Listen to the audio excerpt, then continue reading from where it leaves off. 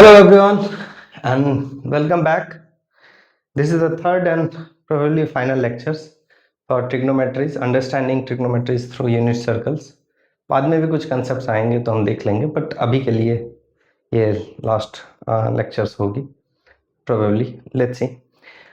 तो अब इस lectures में जो हम देखेंगे, पहले दो lectures में हमने पहले क्या देखा? हमने देखा कि trigonometries कहाँ से आया, कैसे बेसिक फॉर्म्स डिराइव हुए, बेसिक जो अभी एजम्पशंस थे कि साइन थीटा को कहाँ एज्यूम किया हमने, कॉस थीटा कहाँ एज्यूम किया, टेंजेंट कैसे एज्यूम किया, कॉट कैसे एज्यूम किया, कॉसेक सेक एवरीथिंग जो बेसिक थे वो हमने देख लिया। फिर हमने ये भी चीज़ देखा कि उसके फार्मूलाज जैसे होते हैं, basic formulas, sine theta is equals to what, cos theta is equals to what, to those kind of details. Cot और टेन के बीच में रिलेशंस देखा, सेक और कॉस के बीच में रिलेशंस देखा। तो वो सारी चीज़ हमने बेसिक पहले वीडियो में कवर की। दूसरे वीडियोस में हमने क्या देखा, थोड़ी सी डीप गए हम। फिर वहां पे हमने साइन देखे कि कॉस थीटा और साइन थीटा के साइन कैसे रोटेट करते हैं, जो कि हमें प्रॉब्लम्स बनाते समय में काफ़ी ज़रूरत पड़ती है साइंस को देखने के लिए, क्योंकि एंगल्स को देखने के लिए सबसे पहले आपको उसको एक साइन समझने पड़ते हैं, because cos theta sine theta at the end of the day it's a periodic functions. और ट्रिग्नोमेट्रीज की यूज ही वही चीज़ है। सो नंबर से हम क्या कर सकते हैं, नंबर से हम किसी भी चीज़ की स्केल डिफाइन कर सकते हैं, राइट। पीरियोडिसिटी जब भी आएगी, चाहे आप फिजिक्स में सॉल्व कर रहे हो, केमिस्ट्री में सॉल्व कर रहे हो, कहीं भी सॉल्व कर रहे हो, जहां पे भी कोई चीज पीरियोडिक है, अगर पीरियोडिक है तो उसमें ट्रिग्नोमेट्रिक फंक्शंस यूज होंगे ही होंगे। And that's why trigonometry is such a beautiful concept, और इतनी अधिक इंपॉर्टेंस है ट्रिग्नोमेट्रीज के, बिकॉज रियल लाइफ में भी आपको बार बार पैटर्न्स दिखते हैं, बार बार पैटर्न्स दिखते हैं, चाहे वो वेव हो या फिर आपकी रोटेशंस हो, अर्थ की रोटेशंस हो, मून की रोटेशंस हो, स्टार्स हो, एवरीथिंग। मतलब रिपीटेटिव पैटर्न्स आपको डे टू डे लाइफ में भी देखती है, राइट। कि आप एक समय में उठते हो, एक समय में सोते हो, एक समय में खाना खाते हो, तो ये सारे पैटर्न्स देखते हैं, सारे चीज़ों को आप एक्सप्लेन कर सकते हो। और उसको एक्सप्लेन करने का तरीका क्या है, कोई भी फिजिकल वर्ड से उसको एक्सप्लेन करने का तरीका है ट्रिग्नोमेट्री, मैथमेटिक्स। मैथमेटिक्स के थ्रू से हम एनालिटिकली कोई भी चीज़ों को एक्सप्लेन कर सकते हैं। And that's why trigonometry is such A important subject. और ट्रिग्नोमेट्री को जब तक आप विजुअलाइज नहीं करोगे, फील नहीं करोगे, तब तक आप रटते ही रह जाओगे। और ट्रिग्नोमेट्री को फील करने के दो तरीके हैं, एक आप ट्रायंगल से फील करो, सर्कल से फील करो, यूनिट सर्कल से पर्टिकुलरली, बिकॉज यूनिट सर्कल से फील करना is much more visually appealing, visually intuitive, और इससे आपकी ना एनालिटिकल माइंडसेट भी डेवलप होती है। और यूनिट सर्कल जैसे ही आपने समझ लिया तो एक और चीज़ समझ में आ जाएगी आपको, complex number. Again very intuitive subjects, very analytical subjects, but उस पर हम बाद में कभी बनाएंगे वीडियो। अभी के लिए आप ये देखो, चलिए एक बनाते हैं यूनिट सर्कल। और मैं उम्मीद करता हूँ कि आपने पहले दो लेक्चर्स देख लिए, this is the third one, because अगर आपने वो नहीं देखे हैं तो again it will be bit difficult for you to follow along. तो ठीक है, देखते हैं।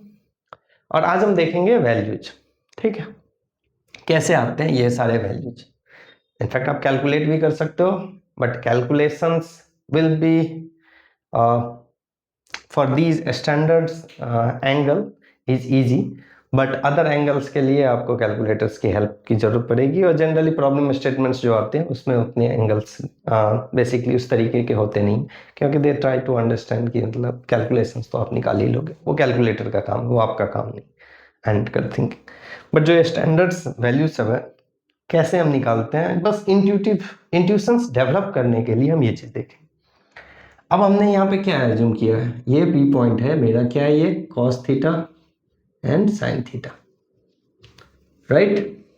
ये है मेरा values.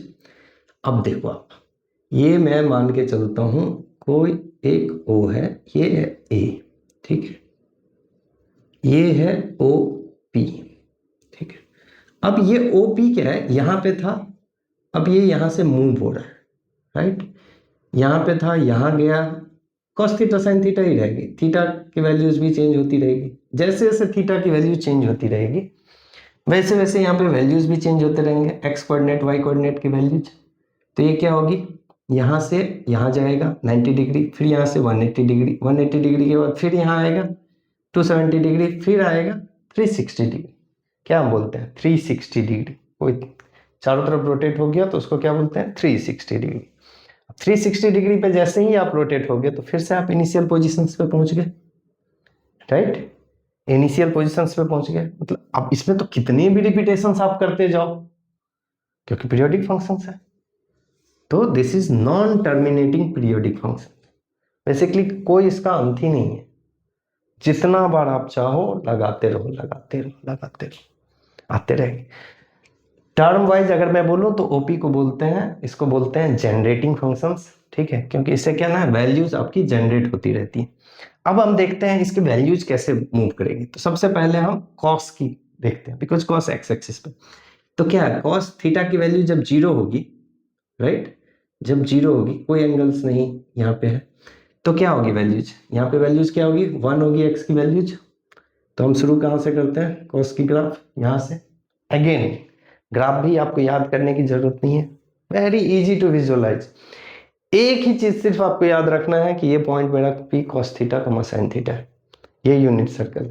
Rest everything you will be able to figure it out, और आप चाह करके भी नहीं भूल सकते, ठीक है। अब ग्राफ ड्रॉ करते हैं। तो ये 1 पे वैल्यूज ये होगी। अब जब ये 90 पे जाएगा तो क्या होता है, यहाँ x का वैल्यूज 0 हो जाता है। तो बेसिकली ये कर्व कुछ ऐसा आएगा, बिकॉज ये सर्कल है तो वैल्यूज भी उसी हिसाब से मूव होती रहेगी। तो मैं भी यहाँ पे कर्व बना दिया इसको। क्या होगी बीच की वैल्यूज वो बीच में बाद में देखेंगे, अभी के लिए मैंने इसको कर्व बना दिया। अब ये यहाँ पे कहाँ पे वैल्यूज आएगी π/2 पे, π/2 पे वैल्यूज 0 हो जाएगी, 0 पे 1 रहेगी, राइट। अब क्या होगा 1 0 के बाद क्या आ जाता है -1 में जाता है, ठीक है। -1 में कहाँ पे जाता है पाई पे, तो ये हो जाएगा -1, राइट। वैल्यूज कहाँ पे आएगा पाई पे, जब थीटा की वैल्यूज ये है आपका y, ठीक है। जब थीटा का वैल्यूज पाई होगा तो क्या वैल्यूज आएगा x का, इसको x रख लेता हूं मैं ताकि आपको कंफ्यूजन ना हो। थीटा की वैल्यूज पाई होगी तो ये वैल्यूज क्या होगा -1 होगा x का वैल्यूज। अब यहां से क्या जाता है 270 पे जाएगा, अगेन क्या होगा 0 होगा, अगेन रिपीट करेगा। इस साइड भी सेम होगा, निगेटिव डायरेक्शंस में अगर आप आओगे तो, ठीक है। निगेटिव डायरेक्शंस में आओगे क्या होगा -π/2 पे, दिस इज -π/2, 0 हो जा रहा है -π/2 पे। ये क्या होगा -π पे, -π -1 होगी, कॉस की ग्राफ आपकी ड्रॉ होगी, है ना। अब इंटरमीडिएट वैल्यूज हम देखेंगे, उसको भी देखेंगे, बट अभी के लिए आप समझ लो कॉस का ये ग्राफ हो गया। और ये ग्राफ होता है, हमने देखा है बहुत दिनों से देख रहे हैं, कॉस की ग्राफ ऐसी ही होती है, हर एक जगह ऐसे ही देखा है हमने, और ये हमने निकाल लिया क्यों होती है ऐसे, ठीक है। चलिए अब देखते हैं हम साइन की ग्राफ, ठीक है। टेन और कॉट उस सब की ग्राफ नहीं देखेंगे हम, साइन एंड कॉस पे ही अभी फोकस करते हैं, बिकॉज साइन और कॉस आप समझ गए तो टेन की ड्रॉ करना वैसे भी आपको आती ही होगी। It's just that sine and cos जो बेसिक है, तो बेसिक हम देख लेते हैं, बाद बाकी तो कर ही लेंगे, ठीक है। अब साइन की वैल्यूज कैसे आती है, ये है मान के चलो theta and this is y, right. Sine का वैल्यूज यहाँ पे क्या आएगा, वाई कोऑर्डिनेट है, वाई कोऑर्डिनेट क्या होता है 0 होता है, तो 0 पे 0 होता है। π/2 पे कितना होता है, π/2 पे 1 होता है, तो चलिए 1 पे बना देते हैं, ये हो गया 1, ठीक है। ये हो गया वैल्यूज π/2 हो गया, π/2 पे 1। फिर क्या होता है, ऐसा कुछ चार्ट बनेगा और एक्सप्लेन बाद में करता हूँ, ठीक है। ये π/2 पाई पे क्या वैल्यू जाएगी, पाई की वैल्यू अगेन 0 हो जाएगी, पाई पे वाई कोऑर्डिनेट क्या है यहाँ पे 0 है। फिर 3π/2 पे वाई की वैल्यूज -1, -1 पे है, 2 पाई पे अगेन 0। नेगेटिव साइड में आता हूँ, -π/2 पे y की वैल्यू -1, -π/2 पे -π पे y की वैल्यू 0। फिर सिमिलरली ऐसे ही करके, और यही साइन की कर्व होती है जो हमने शुरू से ही देख रखा है, राइट। चलिए अब हम बीच की वैल्यूज देखते हैं। तो अच्छा, यहां से हमने दो चीज देख भी लिए, साइन 90 की वैल्यूज देख लिया, कॉस 90 की वैल्यूज देख लिया, साइन 0 की वैल्यूज और कॉस 0 की वैल्यूज देख लिया। अब बाद बाकी ये बीच की वैल्यूज देखते हैं। बीच में भी बेसिकली एक ही वैल्यूज देखने हैं टू बी ऑनेस्ट, बाद बाकी दूसरे वैल्यूज तो पीरियोडिसिटी से अपने आप आ जाएगी, रिफ्लेक्शन से।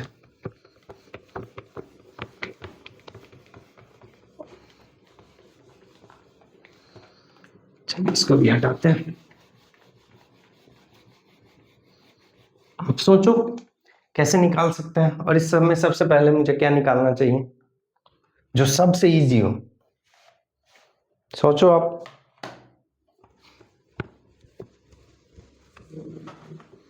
जो सबसे इजी, सबसे इजी क्या है? चलिए एक बनाते हैं हम यहाँ पे यूनिट सर्कल। सर्कल धीरे धीरे इंप्रूव हो रही है मेरी बनती हुई। चलिए देखते हैं। अब ये यूनिट सर्कल है हमारे अगेन, तो इसमें हम क्या कर रहे हैं, एक y = x की लाइन ड्रॉ कर दे रहे हैं, ठीक है। इसकी एक्चुअली दो यूज है, बाद में देखते हैं। y = x की लाइन ड्रॉ कर दिया। अब ये लाइन क्या होगा, सर्कल को दो हाफ में डिस्ट्रीब्यूट कर देगा, 45 डिग्री एंड 45 डिग्री, राइट। अच्छा, ये पॉइंट क्या है मेरा, P cos थीटा कमा साइन थीटा, है ना। ये सर्कल क्या, इक्वेशंस क्या होता है यूनिट सर्कल का, x² + y² = 1 होता है। चलिए अब ये क्या आएगा, cos थीटा का whole square plus sine theta का, सॉरी वो तो 1 होता ही है किसी भी एंगल पे, बट ये आएगा क्योंकि एंगल मुझे दिया हुआ है तो थीटा की वैल्यूज यहाँ पे 45 डिग्री आएगी, ए भी 45 डिग्री आएगी। This is 45 degree, this is 45 degree, ठीक है।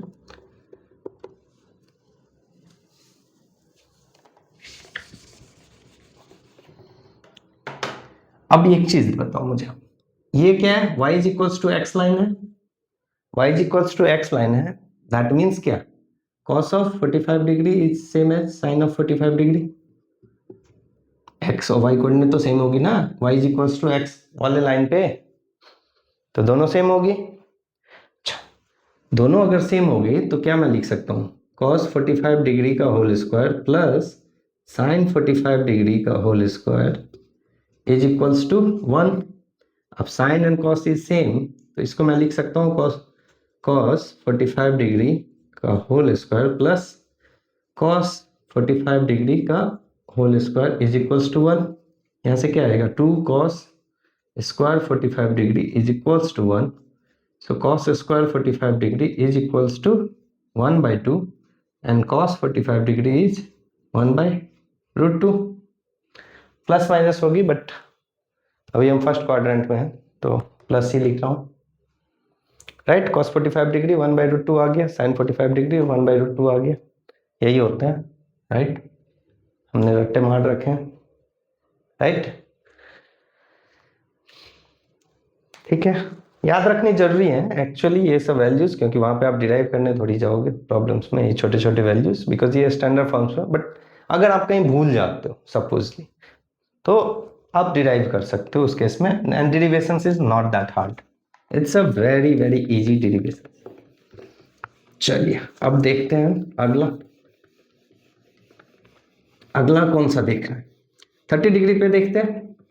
सोचो अब आप तब तक कि 30 डिग्री को कैसे हम कर सकते हैं, 30 डिग्री का वैल्यूज कैसे लेके आ सकते हैं।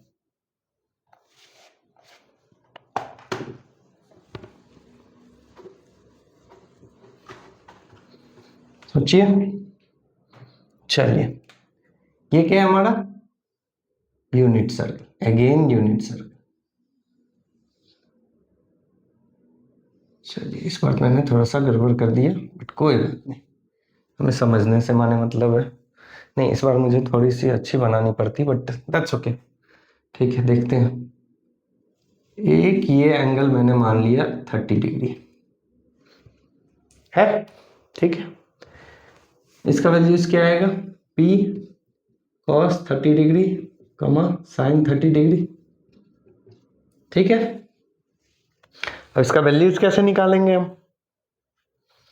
तो वैल्यू निकालने के लिए हम क्या करेंगे, ऊपर 30 डिग्री है, नीचे भी हम 30 डिग्री ले लेते हैं, ठीक है। ये यहाँ पे होनी चाहिए, बट ठीक है, वेरी क्लोज, नॉट बैड। ये 30 डिग्री, ठीक है। अब ये दोनों एंगल क्या हो गया कुल मिला के 60 डिग्री, राइट। ये P है, ये मान के चलो आप Q है, तो angle POQ is equals to 60 degree आ गई। अच्छा, ये क्या है, मेरा यूनिट सर्कल है, तो इसका रेडियस कितना होगा 1। ये भी यूनिट सर्कल है, इसका रेडियस क्या है 1। तो basically OP is equals to OQ is equals to 1, है ना। अच्छा, ये दोनों अगर 1 1 है तो ये ट्रायंगल क्या हो गया, आइसोसेलेस ट्रायंगल हो गया, राइट। एंड आइसोसेलेस ट्रायंगल का क्या मतलब है कि angle OP and OQ is equals to 1, तो क्या हो गया, ये एंगल और ये एंगल सेम होगा, right. OPQ is equals to angle OQP। Isosceles triangles है तो दोनों एंगल सेम होगी, मान के चल लो आप, दोनों एंगल सेम है। और टोटल ट्रायंगल का सारा एंगल का सम कितना होता है, कोई भी ट्रायंगल है POQ, इसका सम कितना होता है 180 डिग्री। 180 डिग्री में से 60 डिग्री को मैं माइनस कर दूं और डिवाइड बाई 2 कर दूं, तो ये आ जाएगी एंगल OPQ आ जाएगी, बिकॉज एंगल डिवाइड हो जाएगा ना, दो है तो यहाँ से क्या आ जाएगा मेरे पास 120 degree divided by 2 is equals to 60 degree, very basic. तो ये 60 है, ये आइसोसेलेस है, ये 60 होगी, ये 60 होगी, मतलब क्या हो गया, ये इक्विलैटरल ट्रायंगल है। इक्विलैटरल ट्रायंगल्स है, इक्विलैटरल ट्रायंगल्स के क्या होते हैं, सारे साइड सेम होते हैं, तो ये भी साइड्स कितने हो जाएंगे 1 हो जाएंगे, राइट। चलिए, अगर ये 1 हो गया, राइट, अगर ये 1 हो गया, अब आगे देखते हैं।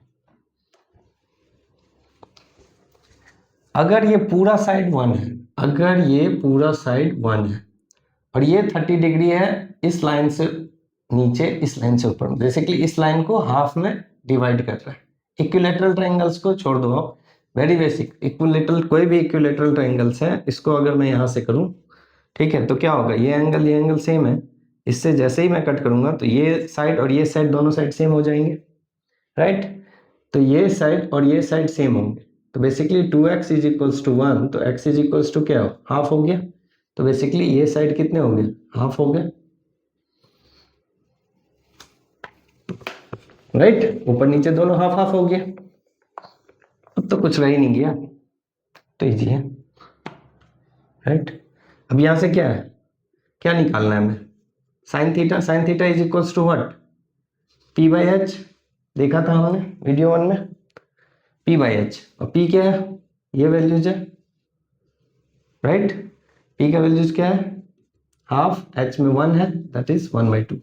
वैसे तो 1/2 itself is a sine 30 degree, बोलोगे क्यों, क्योंकि ये तो पूरा ही साइन 30 डिग्री ही है ना, बेसिकली इसकी जरूरत भी नहीं, इसकी जरूरत ही नहीं है, इसकी जरूरत इसलिए नहीं है क्योंकि साइन 30 डिग्री इज 1/2। यहाँ पे देखो आप, ये जो डिस्टेंस आई मेरी हाइट, यही तो साइन 30 डिग्री है। सिमिलरली ये जो आएगी, ये हो जाएगी मेरी cos 30 डिग्री। अब cos 30 डिग्री कैसे निकालूंगा, सपोज मैं इसको x मान लिया, ठीक है, तो ये क्या है 90 डिग्री है, राइट एंगल्स है, राइट ट्रायंगल्स है, तो राइट ट्रायंगल्स का क्या होता है, पाइथागोरस हम लगा सकते हैं। तो basically 1 square is equals to half square plus x square, right. X square को आप इस साइड लेके जाओगे तो क्या होगा, 1 माइनस 1/4, this is equals to 3/4। So x की वैल्यूज क्या आ गई, √3/2, अगेन प्लस माइनस हो गया, लेकिन हम फर्स्ट क्वाड्रेंट में हैं तो प्लस साइड लेंगे। और x क्या है, cos 30 डिग्री, सो cos 30 डिग्री का वैल्यूज क्या आ गया, √3/2 आ गया। यही था आपका, वेरी इजी, बहुत आसान से हम ज्योमेट्री से ये प्रूव कर दिया हमने। अब चलो sin 60 cos 60 को मैं प्रूव नहीं करूंगा, एक इंट्यूशंस बस दे देता हूँ। Very easy to prove, again बहुत ही इजी है। साइन cos 30 और sin 30 अगर आपके पास आ गई है तो cos 60 और sin 60 आना वेरी वेरी इजी। इसमें ही मैं कर देता हूँ। अब मैं अगेन ड्रॉ कर रहा हूँ क्या, y is equals to x, ये 30 है, यहाँ पे मैं एक 30 ले सकता हूँ, राइट। अगर ये 30 हो गया, ये टोटल 90 था, तो ये कितना हो जाएगा 60, राइट। और हमने देखा था अभी थोड़ी देर पहले, आई थिंक नहीं, लास्ट वीडियो में हमने देखा था कि y is equals to x के अराउंड में अगर यहाँ पे कोई भी चीज इमेज हो तो ये जनरल प्रॉपर्टीज है, राइट। तो इसमें क्या होता है, x और y के वैल्यूज स्वैप हो जाते हैं, और यहाँ पे x का वैल्यूज क्या है, x का वैल्यूज क्या है, बेसिकली इसको मैं r पॉइंट मान लूँ, तो r पॉइंट पे क्या है वैल्यूज, r पॉइंट पे वैल्यूज है आपको cos 60 degree sin 60 degree, right, and which is equals to क्या, p पॉइंट्स के cos 30 डिग्री है एंड sin 30 डिग्री है। तो यहाँ से क्या आ जाएगा मेरे पास, cos 60 degree same as x क्या होता है, y में कन्वर्ट हो जाता है, तो sin 30 डिग्री, और sin 30 डिग्री अभी निकाला ना हमने, 1/2 है, and similarly sin 60 degree is equals to cos 30 degree, and cos 30 degree अभी हमने निकाला √3/2, हो गया ये भी, right, very easy. y is equals to x के रिफ्लेक्सिव को यूज कर लिया हमने, उसका जो भी इमेज होगा उससे ऊपर नीचे में उसके जस्ट अपोजिट हो जाते हैं, कोऑर्डिनेट्स चेंज हो जाते हैं।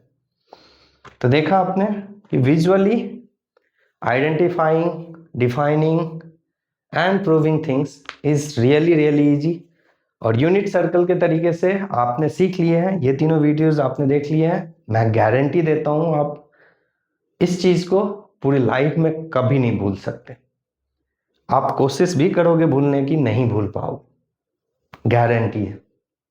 बिकॉज इस तरीके से जैसे ही आपने समझ लिया, कुछ कुछ बेसिक चीज एजम्पशंस आपने याद रखनी है कि cos थीटा पहले ले एक्स को मानते हैं, एज्यूम करते हैं, sin थीटा उधर से, उसके बाद आप प्रूव कर सकते हो। और this is coming from very very basics, कि जहां से ट्रिग्नोमेट्री शुरू होते हैं, ठीक है।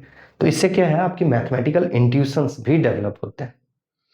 सो उम्मीद करता हूँ आपको ये तीनों पार्ट्स काफ़ी पसंद आए होंगे। बाद बाकी आपको कैसे लगे तो आप मुझे कमेंट कर देना, मैं देखूंगा, रिस्पॉन्ड करूंगा। अगर कोई चीज़ क्लियर करनी होगी, कुछ फर्दर क्लेरिफिकेशंस चाहिए, कुछ और नए कॉन्सेप्ट्स आपको जानने हैं, तो आप बता सकते हो, हम उसके ऊपर में फिर देखते हैं, ठीक है। चलिए, होप करता हूँ, उम्मीद करता हूँ मैं आपसे कि आपको बहुत मज़ा आया हुआ मैथमेटिक्स समझने में। मैथमेटिक्स इज़ रियली ब्यूटीफुल, तो अगर आप उसको समझते हो अच्छे से तो ठीक है।